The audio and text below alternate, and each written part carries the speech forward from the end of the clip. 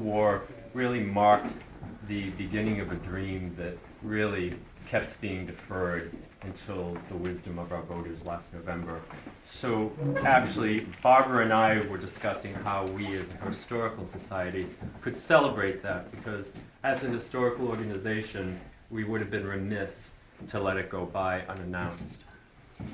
We decided to go with what we had on hand, which happens to be a photographic collection of the Civil War. There are a few things you should know about the collection. Barbara will fill you in on the details, but we actually could have had any number of themes. The collection has between 32 and 3,300 photographs, almost all of which are in pristine condition.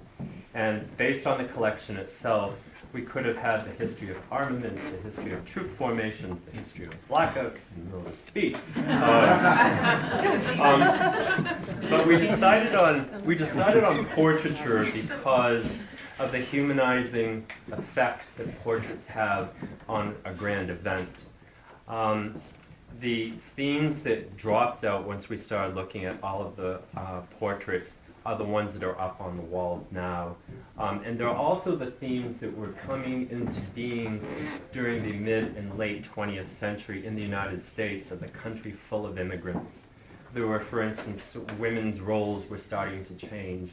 The role of freed slaves and their descendants in the North was ambiguous at best and cruel, and some to a large degree once they entered the military. There was also the issue of immigrants actually coming over to the United States to fight the war, or after having arrived in the United States, fighting for a country that did not necessarily welcome them. So what we decided to do with the collection is to start introducing people to the complexities of the war itself, to try to break down that dichotomism, blue versus gray, north versus south. It was an amazingly complicated war, and it was really, in a lot of ways, it was a watershed socially for our country.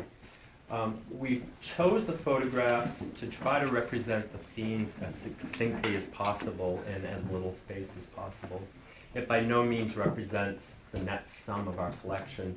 As a matter of fact, I think it represents maybe 1/2 of 1% of the collection. The other thing I would like to say is that the show really wouldn't have been possible if another confluence of events hadn't occurred, and that is we happen to have a very good board, and the membership is astounding. The pool of talent on our board and in Medford itself is really what made this possible. It was the easiest project I've ever managed in my life, because a lot of times I just had to let go of the steering wheel and know that we were going to arrive in the right place.